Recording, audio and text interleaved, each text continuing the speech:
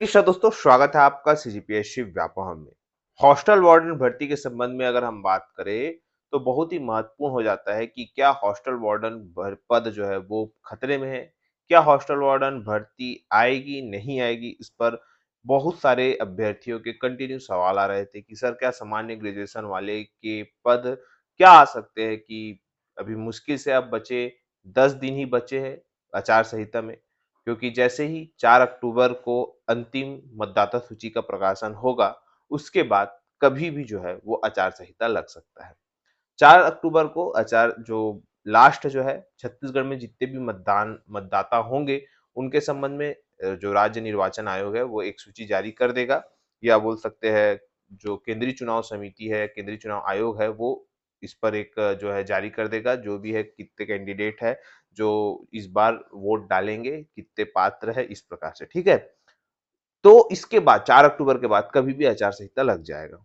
तो अब इन बचे, कल चूँकि संडे है और उसके बाद चालू होता है मंडे से, मतलब 25 सितंबर से जो सप्ताह प्रारंभ हो रहा है। एक दूसरा 26 ही सितंबर को फिर से बोल सकते हैं मुख्यमंत्री जी की कैबिनेट मीटिंग है, और कहा जा सकता है कि ये एक अंतिम कैबिनेट मीटिंग हो सकता है, या जैसे जब तक आचार संहिता नहीं लगती उसके पहले भी जो है इस पर मीटिंग हो सकता है, आचार संहिता के पहले।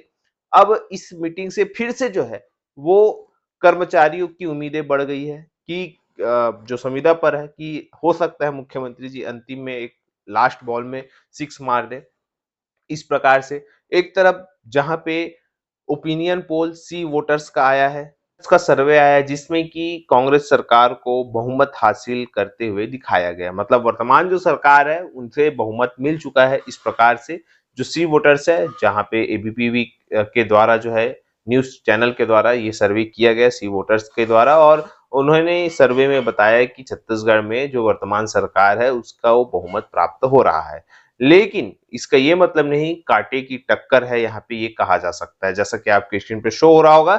यहाँ पे अगर हम देखें तो 35 सीट, और अगर हम 35 सीट बीजेपी की बात करें और 48 सीट जो है कांग्रेस की बात करें, तो वहीं पे अगर हम 41 सीट बीजेपी की बात करें तो लगभग 55 से 56 सीट कांग्रेस को मिल रही है। इसका ये मतलब है कि ज्यादा अंतर नहीं है, और अन्य को भी जो है 3 जो खाते में गई है अन्य के सीट वो रही। तो यहाँ पे ये है कि देखिएगा किस प्रकार से ये जो टक्कर है वो कांटे की है। पहले कहा जा रहा था कि बीजेपी जो है लगभग 25-30 सीट में निपट जाएगी, लेकिन वर्तमान में कहा जा रहा है कि वर्तमान में जो सत्ता पक्ष के 25 विधायक और विपक्ष के 5 विधायकों के प्रति जो है जनता में असंतोष है, और वो उनको बदल सकती है, एक सर्वे में जो है वो पता चला है। तो इससे कहीं ना कहीं चीजें जो है वो थोड़ी सी सत्ता पक्ष को खासकर दिक्कत करेगी, और कहीं ना कहीं आने वाले समय में विपक्ष के द्वारा, वर्तमान में जो बीजेपी है उसके द्वारा जो घोषणा पत्र है, और जाहिर सी बात है पढ़े लिखे युवाओं को उतना समझाने की जरूरत नहीं पड़ती। खासकर आप जो अभी वर्तमान में अगर बीजेपी को सबसे बड़ा उनके पास अगर कोई संकट है तो सबसे पहले है चेहरा, और दूसरा सबसे बड़ा मुद्दा है धान।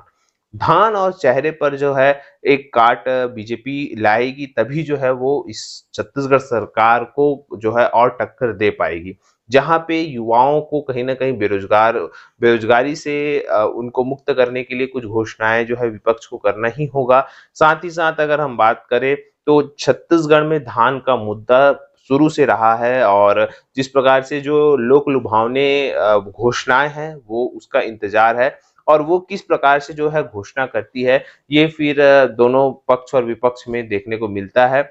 फिलहाल आपको बताना चाहूंगा 2018 में एंटी इनकम्बेंसी के तहत जो है वो तो आया ही था वोट, साथ में जो वर्तमान सरकार है उन्होंने बिजली बिल हाफ वादे के साथ साथ बेरोजगारी भत्ता और अनियमित कर्मचारी का नियमितीकरण, साथ में धान का बोनस और कर्जा माफी, और इस प्रकार से तमाम जो लोक लुभावने घोषणा पत्र में लाए थे, और उनका नतीजा ये रहा कि लगभग 68 सीट जो है वो कांग्रेस आई। तो ये भी एक अपने में एक बहुत बड़ा अचीवमेंट है कि 68 सीट किसी पार्टी का आना, जहां पे 90 विधानसभा सीट है। तो ये पूरा का पूरा डिपेंड करता है कि किस प्रकार से आगामी विधानसभा चुनाव होता है। फिलहाल राजनीतिक मामलों में न पड़ते हुए वर्तमान में बहुत सारे अभ्यर्थियों के मैसेज आ रहे थे कि सर हॉस्टल वार्डन भर्ती पर ये जो लेटर वायरल हो रहा है ये इससे क्या हॉस्टल वार्डन जो पद है वो खतरे में है, क्या अब हॉस्टल वार्डन भर्ती नहीं आएगी, क्या सामान्य ग्रेजुएशन वालों की भर्ती आएगी कि नहीं आएगी, इस प्रकार से। तो देखिएगा इस पर हम एक पूरा विस्तार पूर्वक आपको सबसे पहले लेटर के माध्यम से बात करना चाहेंगे। ये लेटर है देखिएगा जिसमें बताया गया है कि आदिम जाति तथा अनुसूचित जनजाति विकास विभाग तथा स्कूल शिक्षा विभाग के मध्य शैक्षणिक संस्थाओं के परस्पर जो है हस्तांतरण के संबंध में। अब यहाँ पे बताया गया कि विषय के अंतर्गत आदेश का कृपया अवलोकन करें। उक्त आदेश में स्कूल शिक्षा विभाग तथा आदिम जाति एवं अनुसूचित जनजाति विभाग के इस द्वारा राज्य में शासकीय शालाओं में शिक्षा की पृथक पृथक प्रबंधन व्यवस्था को समाप्त करते हुए समस्त शालाओं का प्रबंधन पर्यवेक्षक एवं नियंत्रण स्कूल शिक्षा विभाग को सौंपा जाता है। मतलब जितना भी सारा चीज है वो अब स्कूल शिक्षा विभाग देखेगा। मतलब क्या क्या चीज देखेगा, देखिएगा प्रबंधन देखेगा, मतलब मैनेजमेंट देखेगा, पर्यवेक्षण एवं नियंत्रण जो है वो स्कूल शिक्षा विभाग देखेगा। जो भी है स्कूल में जितनी भी सारी चीजें हैं वो सारी की सारी जो चीजें हैं वो कौन देखेगा, स्कूल शिक्षा विभाग।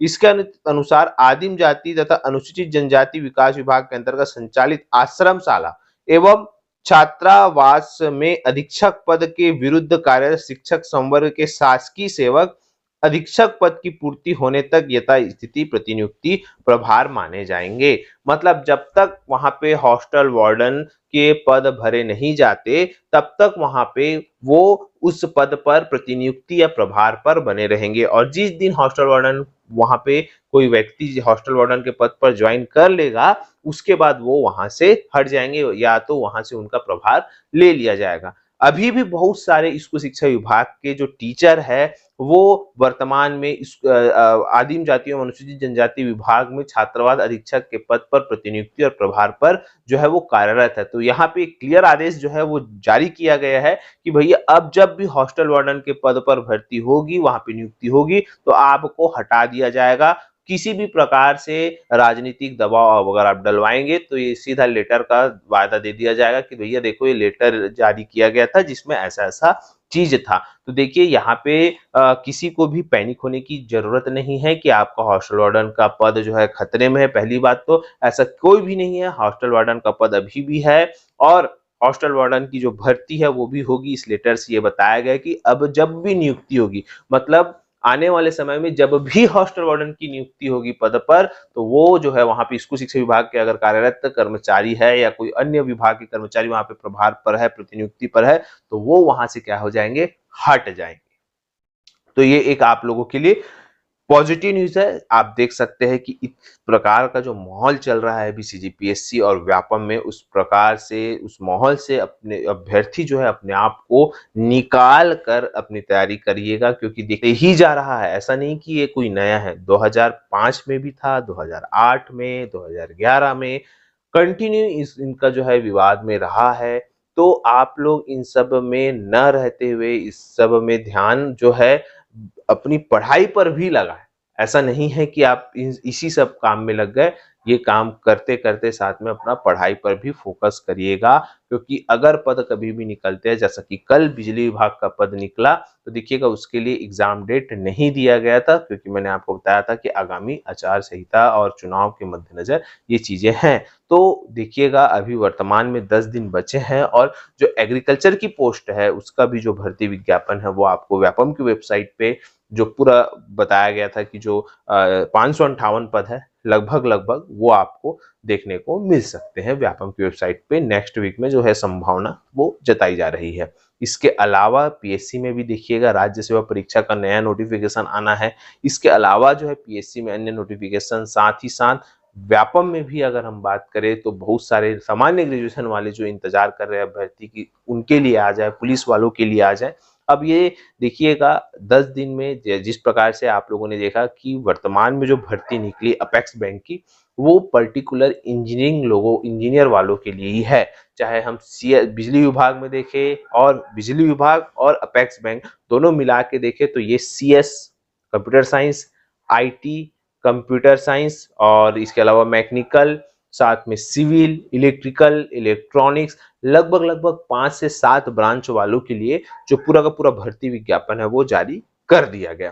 तो अब जो है एग्रीकल्चर वालों के लिए भी जैसे कि वित्त विभाग से अनुमति मिल गई, साथ में पशु विभाग वालों के लिए भी मिल गया। अब जो बड़ा विभाग है, एक स्वास्थ्य विभाग है और एक जो है नॉर्मल ग्रेजुएशन वाले हैं। तो अब ये जो दो बड़ा विभाग है, अब यहाँ पे देखने वाली बात है कि अब 10 दिन बचे में गवर्नमेंट क्या क्या करती है। एक तरफ जहां पे वो ये देख चुकी है कि जो सी वोटर सर्वे है उसमें उनकी सरकार बनते हुए नजर आ रही है, तो अब क्या वो बेरोजगार अभ्यर्थियों के लिए कुछ करती है कि नहीं करती, ये तो देखने वाली बात है।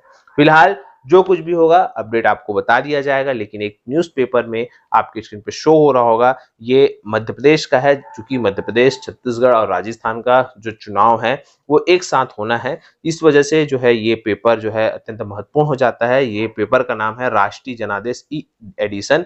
जनादेश ये है यहाँ पे बैतूल मतलब मध्य प्रदेश का है, जहाँ पे बताया गया कि 7 अक्टूबर से आचार संहिता, और फिर लाल रंग में लिखा है 29 नवंबर को होगा मतदान, और लास्ट में है क्वेश्चन मार्क। मतलब इनको भी कंफर्म नहीं मालूम, लेकिन ये संभावित डेट बताया है। यहाँ पे कंपैरिजन की है 2013, 2018 और 2023 में कब कब क्या क्या हुआ, तो इस हिसाब से बता रहे कि 7 अक्टूबर को लग सकता है। अब ये देखने वाली बात है कि क्या होता है। जो कुछ भी होगा अपडेट दिया जाएगा। फिलहाल वीडियो यहीं तक। आशा करता हूँ आपको वीडियो अच्छा लगा होगा, और वीडियो अच्छा लगा तो इसे ज्यादा से ज्यादा तक शेयर, लाइक एंड सब्सक्राइब जरूर करें। वीडियो देखने का आप सभी को बहुत बहुत धन्यवाद। आप सभी स्वस्थ रहे, मस्त रहे और पॉजिटिव रहे।